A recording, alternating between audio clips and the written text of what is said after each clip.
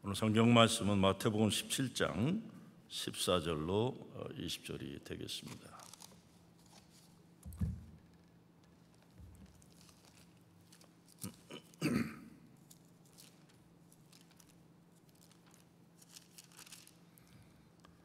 그들이 무리에게 이르매 한 사람이 예수께 와서 꿇어 엎드려 이르되 주여 내 아들을 불쌍히 여기소서.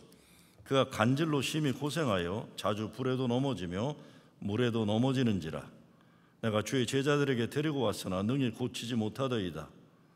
예수께서 대답하여 이르시되 믿음이 없고 패역한 세대여, 내가 얼마나 너희와 함께 있으며 얼마나 너희에게 참으리요. 그를 이리로 데려오라 하시니라. 이 예수께서 꾸짖으시니 귀신이 나가고 아이가 그때부터 나으니라. 이때 제자들이 조용히 예수께 나와 이르되 우리는 어찌하여 쫓아내지 못하였나이까. 이르시되 너희 믿음이 작은 까닭이니라.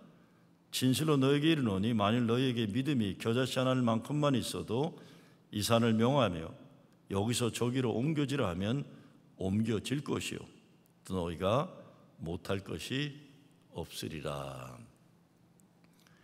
예수님, 우리는 왜 안 되나요?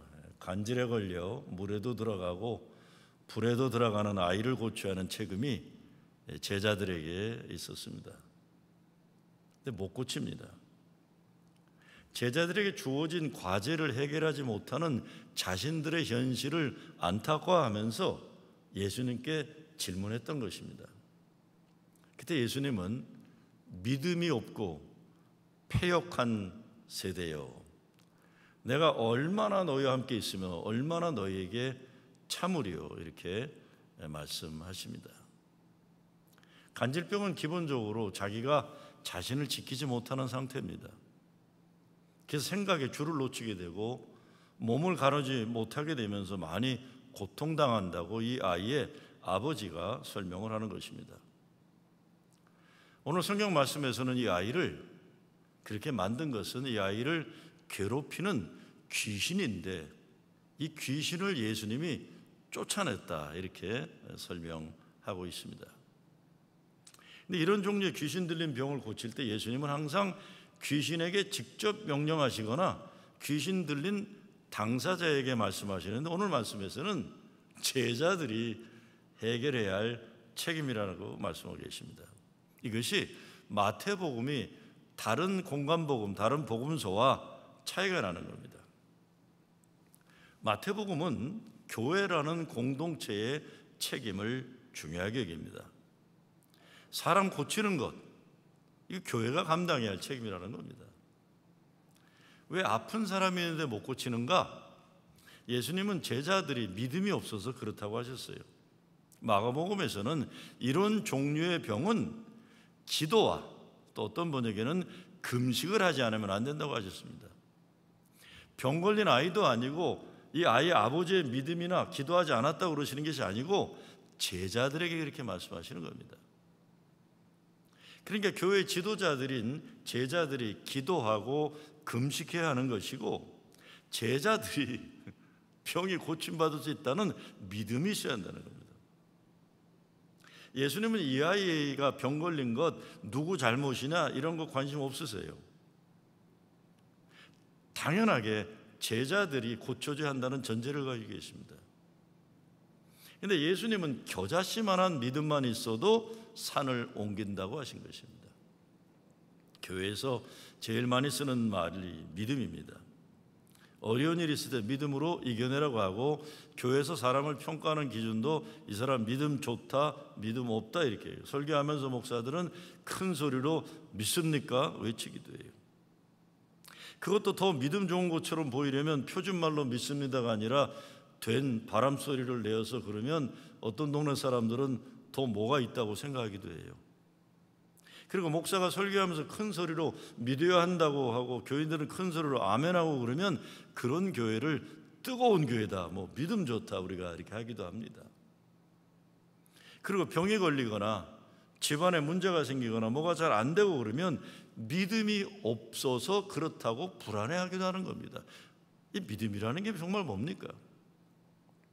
아무래도 믿음의 중요한 강조는 가톨릭 교회보다 개신교가 더 많이 합니다. 개신교회는 종교개혁의 당시에 선행으로 인간의 행위로 구원에 이르는 것처럼 생각했던 캐톨릭에 대한 반대급부로 오직 믿음, 오직 은혜의 중요성을 외치다 보니까 삶과 실천의 행위의 중요성보다 오직 믿음, 오직 은혜, 오직 성경을 많이 강조했던 것입니다.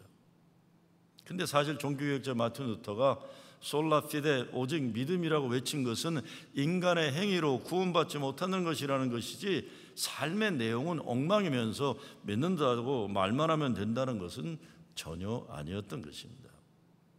그런데 성경도 인간이 뭘 잘하고 못하고 보다 믿음을 강조합니다. 믿음은 하나님만 의지한다는 것이죠. 사람이 자기 실력으로 뭘 하는 것이 아니라 하나님이 하시는 것을 인정하고 순종한다는 뜻입니다. 예수님은 중풍병자를 데리고 온 믿음의 친구들을 보시고 중풍병자의 죄를 용서하셔서 일어나 걷게 하셨어요. 당사자가 아니었습니다. 중풍병 걸린 사람의 믿음을 본 게 아니라 그를 고치려고 한 친구들의 믿음을 보신 거예요. 자기 딸의 병을 고치려고 예수님 찾아온 이방 여인에게 예수님이 인종차별적인 발언하신 일이 있어요. 아니 뭐 내 사람도 유대 사람도 고치기 뭐한데 저런 너 이방 여인의 애를 고치냐 이런 거예요. 왜 내가 이방 사람의 고쳐야 하느냐 이렇게 말씀하실 때 애엄마가 이렇게 얘기하잖아요. 강아지도 주인의 상에서 떨어지는 부스러기는 먹지 않습니까? 예수님께 대꾸했어요. 그때 예수님이 가나안 여자를 향해서 여자여 내 믿음이 크도다 말씀하셨어요. 모르긴 몰라도 예수님이 나중에 얘기해요. 미안하다 내가 아까 말 그렇게 하는 게 아닌데 아니면 사실 너 믿음을 테스트하려고 그랬다 뭐 이런지 모르겠어요. 그러나 예수님이 인종차별적인 발언을 하셨을 때 여인이 포기하지 않고 믿음으로 달려든 거예요. 혈루증을 앓던 여자를 향해 내 믿음이 너를 구원하였다고 말씀하셨어요. 근데 예수님이 병 고쳐주면서 칭찬하는 모든 믿음은 가난한 심령으로 하나님의 도우심이 없으면 살 수 없다는 간절하게 애타 간구하는 믿음입니다. 동시에 기도받으려는 사람들에게는 모두 사랑하는 사람을 살리려고 하는 간절한 사랑의 마음이 담겨져 있었어요. 오늘 제자들이 가지고 있던 문제와 예수님이 주시는 말씀은 교회가 아픈 사람, 병든 세상을 치유하는 일을 어떻게 하는 것인지 제시하고 있습니다. 인간 역사를 보면 세상 문제 해결을 두 가지 길을 걸어. 하나는 신본주의라는 것과 인본주의라는 것을 걸어요. 신본주의는 하나님이 다 하신다. 인본주의는 인간이 다 알아서 한다. 근데 쉽게 생각해 보면 하나님이 하시는 일이기에 신본주의인데 사람이 기도해야 하기 때문에 인본주의가 필요합니다. 무슨 말입니까? 신앙적 측면에서 보면 하나님은 병 걸린 사람 고쳐야 하는 사람에게 기도하고 금식하게 하시는 거예요. 인간이 해야 할 몫이에요. 그런데 이루시는 분은 하나님이시라는 것을 분명히 하는 겁니다. 그러니까 신본주의니 인본주의니 갈라놓고 문제 삼을 필요도 없어요. 잘못된 신본주의는 인간이 하나님 되려는 바벨탑 쌓는 겁니다. 잘못된 인본주의는 인간이 하나님 필요 없다고 하는 하나님 부정하는 거예요. 그래서 예수님이 기도하고 금식하라는 말씀은 겸손한 믿음으로 기도해야 하나님이 기도에 응답하신다는 겁니다. 기도와 금식은 우리를 겸손하게 하시는 하나님의 뜻입니다. 기도 응답의 가장 큰 장애물은 교만입니다. 하나님 축복을 가로막는 가장 큰 장애물이 교만입니다. 사탄 마귀가 가장 좋아하는 것이 사람이 교만해지는 것입니다. 교만은 하나님의 천사장을 마귀의 대장 루시퍼를 만들었던 겁니다. 교만이 기도 응답의 가장 큰 장애물이면 겸손은 기도 응답의 첩경인 거예요. 그래서 우리 인생 하나님이 우리를 겸손하게 만드시는 일이 있다면 하나님 축복인 줄 우리가 알아야 되는 거죠. 다시 말씀드립니다. 우리 인생에 우리를 겸손하게 하시는 하나님의 역사가 있을 때 힘들고 어렵지만 우리가 겸손케 될 때 이게 하나님 축복이구나 우리가 알아야 된다는 것이죠. 코로나 바이러스로 인한 팬데믹은 엄청난 아픔과 죽음과 파괴를 우리에게 주었지만 동시에 우리를 겸손하게 만들었습니다. 겸손케 하실 때 기도와 금식과 믿음으로 하나님이 이루시는 은혜와 축복의 역사를 우리는 소망하는 것입니다. 오늘 성경 말씀에서 지금 제자들에게 일어나고 있는 일이 주님이 그들을 겸손하게 하시는 겁니다.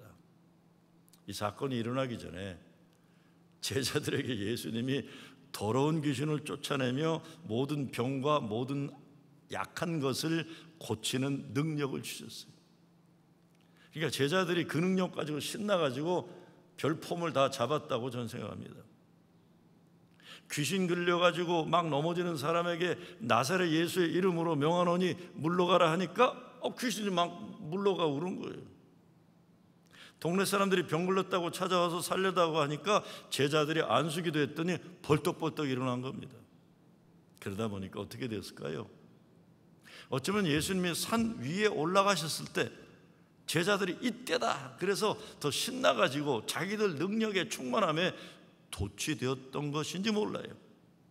근데 어쩐 일인지 더 이상 능력이 나타나지 않았던 겁니다.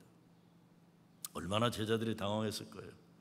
이 아이의 아버지도 조금 전까지는 막 고쳤는데 우리 아들 못 고친다 예수님께 말하는 거 보니까 실망했다는 겁니다. 그렇게 되니까 제자들이 당황했던 겁니다. 예수님, 왜 우리는 안 되는 것일까요? 제자들이 병 고치는 능력 발휘를 하다 보니까 자기들이 모든 세상 문제 해결사가 되었다고 착각했다고 봅니다. 그러니 예수님이 제자들로 하여금 자기 스스로의 능력으로 착각하는 거 이제 그만두게 한 겁니다. 기도해라. 금식해야만 할 수 있다. 자기를 비우고 하나님을 다시 만나야 한다는 것이고 자기들 능력에 도취되는 교만을 내려놓고 다시 하나님을 의지하는 가난한 마음을 가지라고 하신 것입니다. 신본주의와 인본주의를 이야기한 것 다른 것이 아닙니다. 제자들이 하나님이 주시는 능력을 가지고 병을 고치다가 자기 스스로가 그런 능력의 소유자라고 착각하게 된 거예요. 하나님이 인간을 하나님 형상대로 만드셨습니다. 그러니까 신의 품성과 능력의 가능성을 주신 겁니다. 그런데 사람이 하나님이 되려고 하는 에덴 동산 선악과를 따먹는 것이나 바벨탑을 쌓는 것이나 하나님에 대한 반역이었습니다. 그러니 능력을 원했던 그들 교만해져서 하나님의 영역에서 떨어져 나간 것입니다. 우리는 어찌하여 쫓아내지 못하였나이까? 이것이 인간이 자기의 능력의 한계를 인정하는 겸손의 중요한 시작입니다. 예수님이 믿음이 있어야 한다, 기도해야 한다는 답을 주시는 것은 하나님이 하시는 것이라는 말씀. 사람은 겸손하게 쓰임받는 도구일 뿐이고 모든 영광은 하나님께 돌려야 한다는 것입니다. 교회에서 신본주의 얘기하는 사람들 위험한 사람들이에요. 성직자들이 하나님 대신 자리 차지하는 바벨탑이 되기 때문이에요. 신본주의다 하면 대개 목사들이 자기가 독재하겠다는 선생님이에요. 자기가 하나님이나 된 양 얘기하는 게. 믿지 마세요, 그런 목사들. 마찬가지로 인본주의적인 현상도 위험합니다. 말은 하나님, 예수님 거론하지만 사람들이 자기의 어떤 능력이 있다고 생각해서 사람의 능력을 과시하는 겁니다. 마태복음 10장 1절에 보면 12제자들이 예수님이 귀신을 쫓아내고 모든 병과 모든 약한 것을 고치는 능력을 주셨다고 했어요. 그러니까 오병이어 기적도 봤어요. 이런 것도 저런 것도 해보니까 스스로 뭔가 할 수 있으리라 자신감이 든 겁니다. 그런데 이 아이를 못 고친 거예요. 우리도 고쳐야 할 사랑하는 사람이 있어요. 해결해야 할 인생에 문제들이 있습니다. 코로나 바이러스로 수많은 사람이 세상 떠나고 아프고 생업이 무너졌습니다. 사업들이 열리기 시작한다고 하지만 아직도 불안하고 해결해야 할 문제들이 큰 산이 되어 앞을 가로막고 있습니다. 어떻게 한 개인들이 가지고 있는 인생의 문제는 물론 인류 사회의 문제들을 해결할 수 있다는 겁니까? 어떻게 교회가 고칠 수 있는 겁니까? 예수님은 이것을 믿음이라고 하시고 너의 믿음이 작은 영혼이라 진실로 너에게 이르노니 너희가 만일 믿음이 한 겨자씨만큼만 있으면 이 산을 명하여 여기서 저기로 옮기라 하여도 옮길 것이요 또 너희가 못할 것이 없으리로다. 예수님이 제자들이 자기들의 힘과 능력만을 믿고 문제를 해결하고 했을 때 되지 않는다 하시는 겁니다. 그들이 하나님의 능력에 의지해서 그 믿음으로 행할 때 된다고 하는 겁니다. 겨자씨만한 믿음을 말하고 기도 아니면 안 된다고 하시는 것, 사람의 능력이 아니라 다시금 하나님을 의지하라는 겁니다. 기도하면서 자기 능력이 커지는 것 바라지 말고 인간의 잘남을 내려놓고 하나님의 역사하시도록 인정하고 순종하라는 것입니다. 만약에 제자들이 기도하지 않고 귀신 걸린 아이 고치는 것만이 아니라 척척 세상 어떤 문제도 다 해결하는 엄청난 능력을 가지게 되었다면 교회가 어떻게 되었을까요? 예수님 오늘 말씀하셔도 너희들이 못할 것이 없다고 하셨는데 정말 제자들이 이 말씀 믿고 자기들이 못할 것이 없다고 얘기했다면 어떻게 되었겠습니까? 교회 문 닫았어야 돼요. 망하는 겁니다. 제자들이 다 자기 능력에 도취되어 갖고 자기들을 신격화하는데 정신 나가 있었을 거예요. 우리가 능력 주시는 자 안에서 내가 능치 못할 일 없다는 말 많이 써요. 근데 생각해 보면 이거 대단히 위험한 말입니다. 예수님이 겨자씨만한 믿음만 있어도 이 산 바다로 옮길 수 있다고 했는데 만약 이런 능력이 오늘날 우리에게 주어진다면 세계 창조 질서가 엉망이 되고 말 거예요. 다 믿음 좋다고 이 산도 옮기고 저 산도 옮기고 난리 나는 겁니다. 이게 크리스천이나 이런 능력이 불교인이나 모슬림이나 능력 주어지면 세계 종교 전쟁 하루아침에 일어날 거예요. 하나님 이런 능력 주시지 않으십니다. 이런 능력 주시면 인간들이 서로 그 능력 발휘하면서 핵무기보다 더 무서운 일이 일어나는 거예요. 그래서 예수님은 제자들에게 기도하라 말씀하는 거예요. 왜 기도하면 된다고 약속하십니까? 기도하면 모든 걸 할 수 있다고 하셨는데 언제 이런 엄청난 능력을 주시겠습니까? 하나님이 쓸 필요가 있을 때, 또 사람이 제대로 될 때 주실 것이에요. 그래서 모세에게 능력 주신 거예요. 다니엘에게 주셨고 요셉에게 주셨어요. 하나님이 구원해야 할 대상이 있고 역사적 상황이 있고 순종하는 사람이 있기 때문에 주신 거예요. 엘리야에게 주시고 엘리사에게 주시고 초대교회 성령 강림해서 제자들에게 바울에게 바나바에게 주셨던 겁니다. 하나님 마음에 합한 사람, 하나님 말씀 순종하는 믿음의 사람에게 주시는 겁니다. 그래서 기도하는 사람에게, 금식하는 사람에게 주시는 것이에요. 겸손하게 하나님 능력만 의지하기 때문입니다. 그래서 하나님께 영광 돌리게 될 것이기 때문이에요. 자기 능력이라고 착각하고 인간이 교만해지니까 주신 것도 빼앗아가는 겁니다. 저도 그런 경험이 있습니다. 30대 중반에 내가 특별한 영적인 능력을 받았다고 생각한 때가 잠시 있었습니다. 어디 가서 성령 체험했다고 제가 방언하면서 기도하고 그랬더니 뭐가 되는 거지. 뭐가 되더라고요. 일어나는 현상들이 재미도 나고 신기하기도 하니까 자꾸 하고 싶고 또 좋은 일도 생기고 그랬어요. 근데 어느 순간 딱 끝이더라고요. 잘 끝쳤어요. 잘 끝쳤어요. 그거 끝나지 않았으면 저 목회 못했을 거예요. 병 고침 받아야 할 사람의 아픔에 대한 관심보다 내가 뭘 한다는 것에 빠져가지고 영적인 교만에 빠지고 자기 과시가 신난다고 생각하는 거예요. 기도와 금식으로 겸손해지지 않고 내가 뭘 하고 있다는 착각에 빠져서 영적인 교만으로 부풀어 있기 때문이에요. 신앙의 인격이 성숙하지 못한 인간에게 영적인 은사는 교회의 덕이 아니라 독이 되기 때문에 하나님이 허락하지 않으시는 겁니다. 본문 말씀은 제자들이 귀신 들린 어린아이 물론 그 아버지 안타까운 마음, 그 아픔을 자기들이 가슴에 품으려는 예수님 마음에는 관심이 없고 사람들의 문제를 해결하는 해결사의 교만한 마음으로 대했던 것을 반성하는 것이 마태복음의 간증이라고 저는 생각합니다. 20세기 대표적인 영성가 헨리 나온이 이런 말을 했습니다. 진정한 순결한 우는 사람과 함께 울고 웃는 사람과 함께 웃는 것이다. 그러니까 목사들이나 선교사들이 조심해야 하는 것이 대단히 엄청난 일을 하는 것처럼 말하고 순교적 각오로 하는 것처럼 그러지 말라는 거예요. 우는 사람과 함께 울고 웃는 사람과 함께 웃는 것, 이것 하라는 겁니다. 순교적 각오로 영웅된다 이런 거 하지 말라는 겁니다.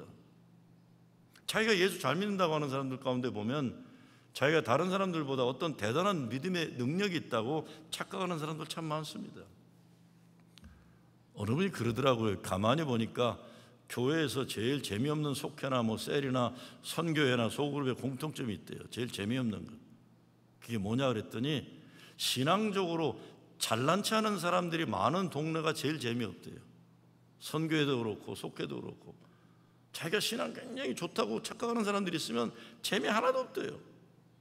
겉으로는 잘 되는 것 같지만 실제적으로 건강하지 못한 모임들을 보면 공통점이 내용이 없고 폼 잡는 사람들이 많다는 거예요. 잘난 체하고 아는 체하고 있는 체하고. 우리가 지난 몇 달간 기쁨의 언덕으로 욥기 새벽기도 하면서 본 것은 욥의 친구라는 인간들 모두 신앙적으로 잘난 체하는 것이었습니다. 욥의 아픔에 대해 공감하려고 하지 않고 얼마나 아프냐 물어보려고도 하지 않고 일방적으로 인생의 모든 문제에 정답을 가지고 폼 잡은 멋대가리 없는 인간들이었어요.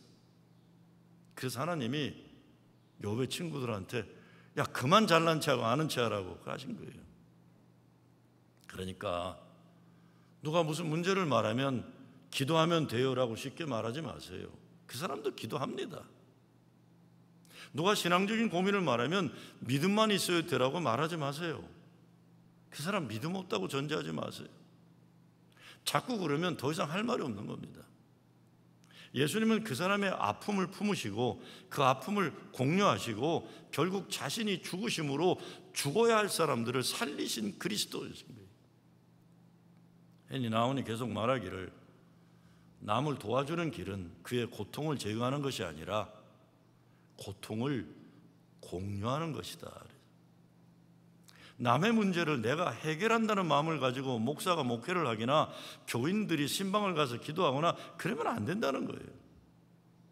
내가 그들의 고통을 제거하는 해결사가 아니라 내가 해야 하는 것은 주님의 마음을 가지고 그 사람들의 고통을 함께 느끼도록 노력하는 거예요. 믿음이 있으면 산을 옮긴다고 했어요. 산이 뭡니까? 사람의 힘으로 도저히 어찌하지 못하는 인생의 큰 장애물입니다. 상처 있어도 아픔의 현실일 수도 있습니다.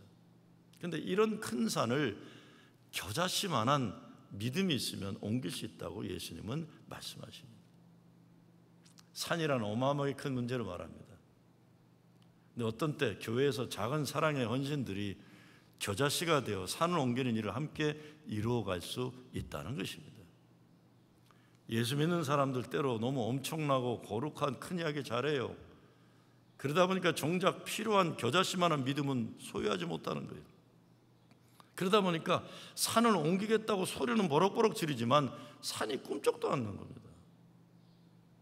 겨자씨는 작지만 하나님의 생명력이 있는 믿음이에요. 이것이 복음의 능력입니다. 예수의 능력이 뭡니까? 사랑이에요. 품는 마음이고 죽어서 살리는 예수님 마음이에요. 너의 믿음이 작기 때문이다. 아주 없다고 안 하세요. 그러나 예수 그리스도의 능력으로 살아가라는 그 믿음이 없다는 겁니다. 예수 그리스도를 믿는 믿음은 아무리 작다고 해도 불가능해 보이는 세상의 문제들이 해결된다는 것입니다. 나 자신의 인생은 불확실하고 불안하지만 예수님이 나와 함께 하신다는 믿음이 우리를 승리케 하신다는 약속입니다. 믿음의 두 가지가 있습니다. 하나는 생각으로 믿는 것, 영어로는 mind's faith, 다른 하나는 heart's faith, 가슴으로 믿는 거예요. 이것이 인간이 자기 자신을 하나님께 온전히 항복하고 믿는 것을 뜻합니다. 하나님을 진정 안다, 믿는다고 할 때 가슴으로 믿는 것, 심장으로 믿는 것, 하나님의 주권 앞에 항복하고 믿는 것을 의미하는 겁니다. 머리로 생각하는 게 아니에요. 생각이나 이론으로 믿는 것이 아니라 내 삶을 주님께 바쳐서 항복하고 전적으로 하나님께 주권에 맡기는 믿음입니다. 이것이 사도 바울이 말하는 믿음으로 구원받는다는 믿음이에요. 이 믿음은 그리스도를 통해서 우리를 죄의 속박에서 해방하시는 하나님의 뜻에 순종하는 것입니다. 우리 자신들이 이룰 수 없는 구원을 하나님의 은혜로 이룬다는 믿음입니다. 우리가 기도와 믿음으로 고쳐야 할 병들이 무엇입니까? 간질병 걸린 아들을 데리고 와서 아버지가 후러싱 제1교회가 고치기를 바라는데 안 되는 것이 무엇입니까? 우리가 코로나 바이러스 못 고쳤어요. 미국에서만도 10만 명 넘게 세상을 떠났습니다. 고치기는커녕 우리 교회 지난 3달간 넘게 예배당 문도 못 열었어요. 코로나와 더불어 미국 전역에 지금 난리인 것이 인종차별 철폐예요. 데모예요. 후러싱 제1교회 우리에게 겨자씨만한 믿음이 없는 것인지 그 어마어마한 인종차별의 산을 못 움직였어요. 우리 교인들 사업 어려운 일 당하고 교인들 가족 아프고 세상 떠나는데 살리지 못했어요. 우리 조국의 6.25 전쟁이 70년이 지났는데 통일은커녕 평화를 이루지 못했어요. 왜 우리는 못하는 걸까요? 위로가 되는 것은 예수님의 제자들도 못했다는 것입니다. 그런데 예수님이 제자들 다 내쫓지 않았어요. 아이, 때려쳐라 이놈들아. 그리고 다른 제자도 세우지 않으셨어요. 기도하라 하시고 겨자씨만한 믿음이라도 가지고 포기하지 말라고 하신 겁니다. 주님이 요구하시는 것은 사람 고쳤나 못 고쳤나 결과에 대한 책임이 아닙니다.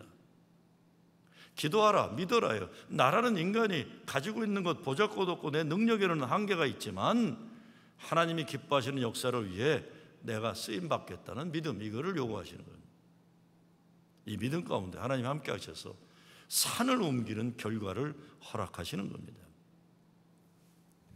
예수님은 분명히 겨자씨 하나 할 만한 믿음이 있어도 할 수 있다고 하셨어요. 과연 우리의 믿음이 확실하게만 하다면 하나님처럼 능력을 발휘할 수 있다는 것일까요? 그래서 간증병도 골치고 귀신도 내쫓고 인간의 모든 고통스러운 문제를 해결하고 산을 바다로 옮길 수 있을까요? 이런 모든 문제들이 실제로 우리의 믿음에 달려있다는 말씀일까요?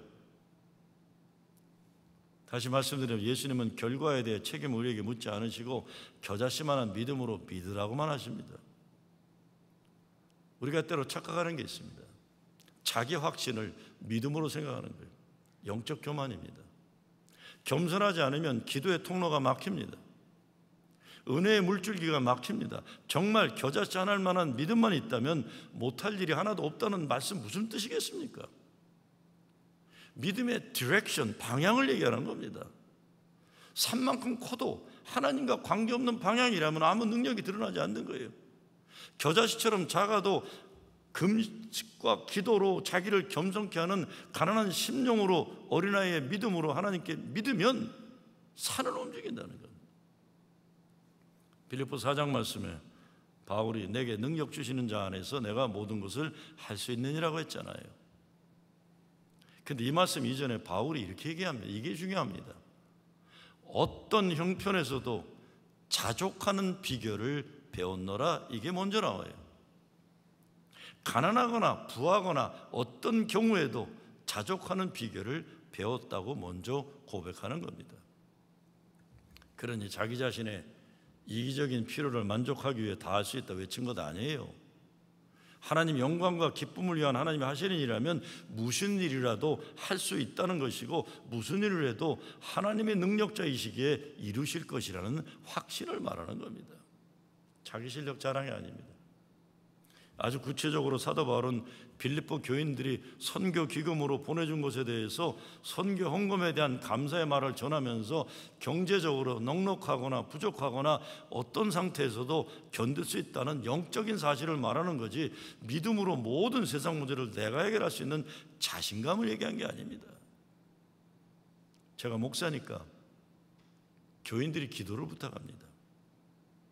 저는 목회하면서 내가 어떤 특별한 기도에 영역이 있다고 생각한 적 아까 말씀드린 30대 후반에 잠깐 그런 적이 있고 그 다음부터는 안 했어요.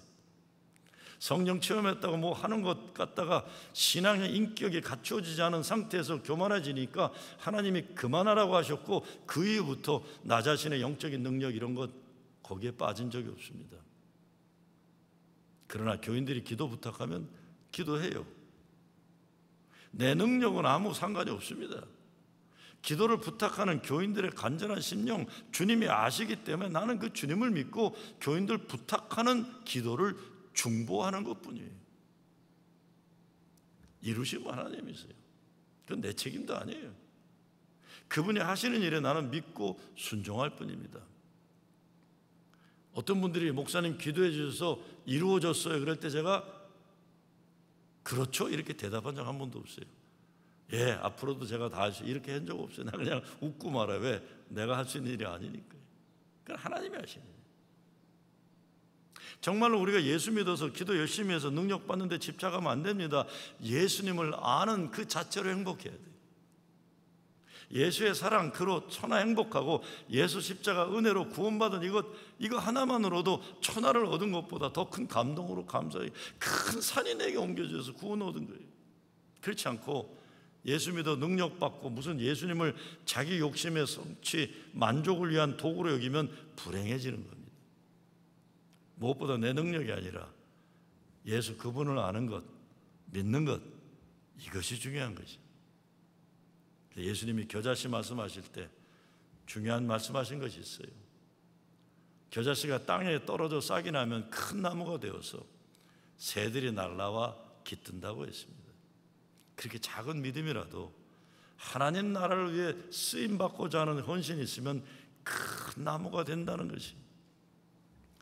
여러분, 아까 제가 코로나 바이러스 해결 못했고 이 나라 미국 원죄인 인종차별 정의평화 이루지 못했고 교인들 사업 어려워진 거 지켜내지 못했다고 했습니다.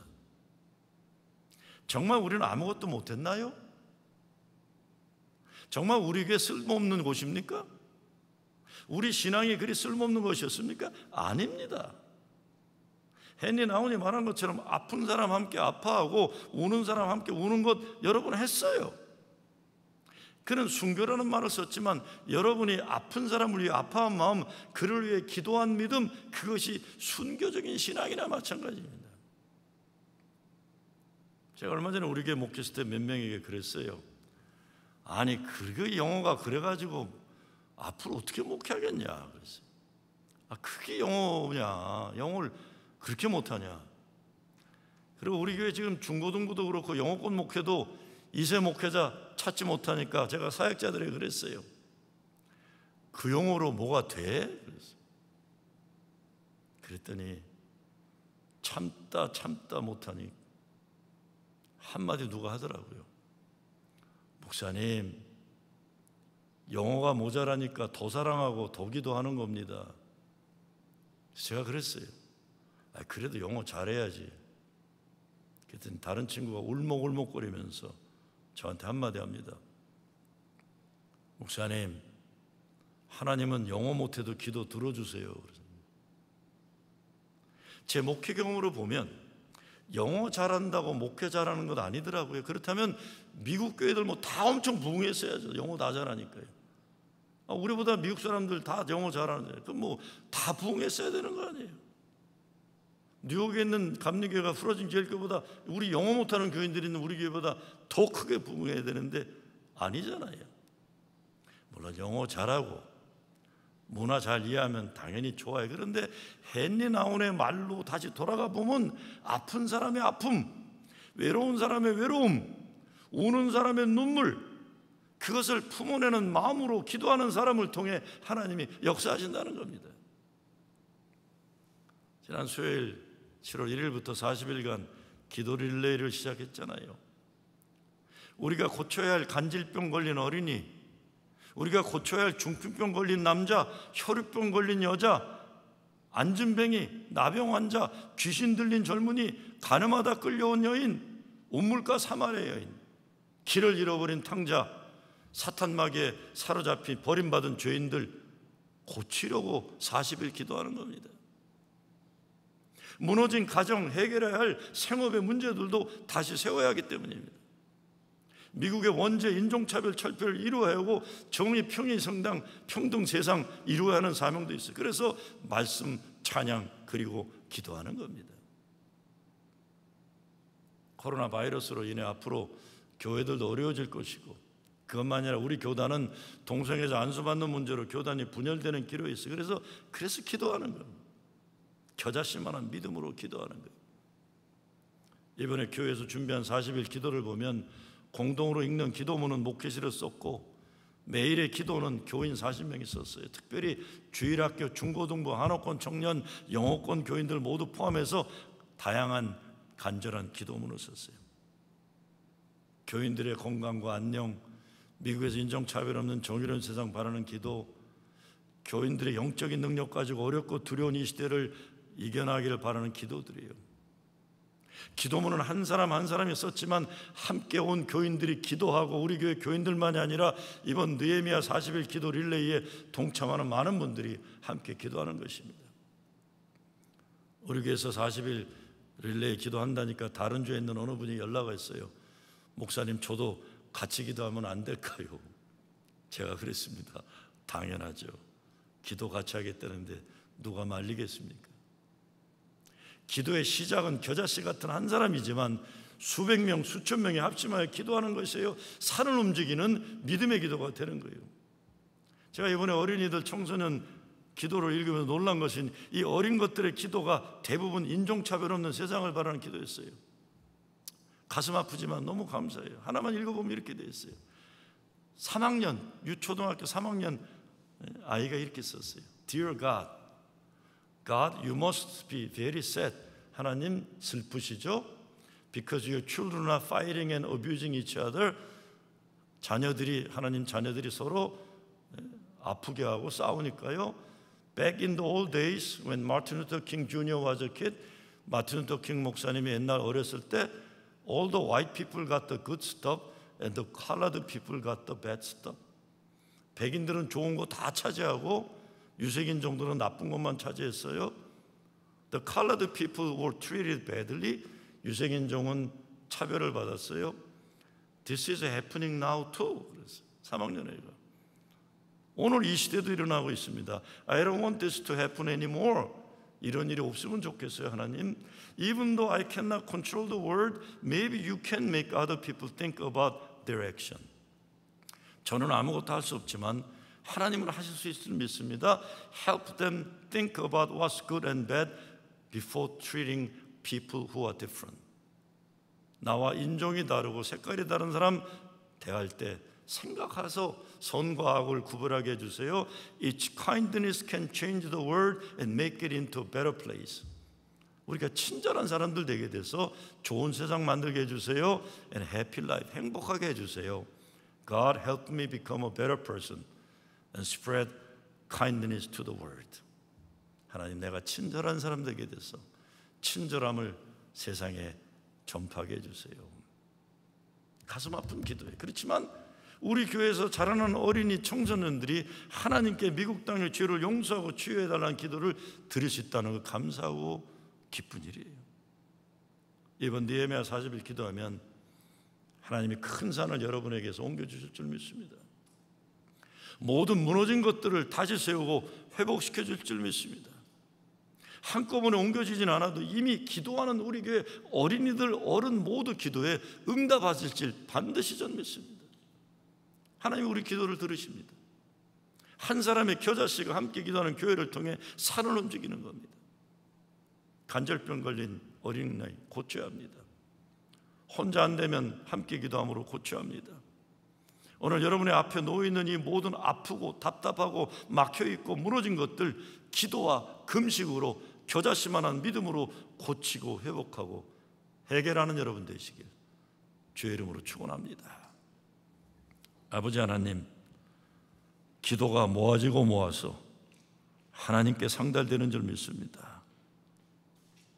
모든 무너진 것들 회복시켜 주시고 모든 아픈 이들 치유해 주시고 하나님의 역사가 기도 가운데 이루어지게 하여 주시옵소서. 예수 그리스도의 이름으로 기도드리옵나이다.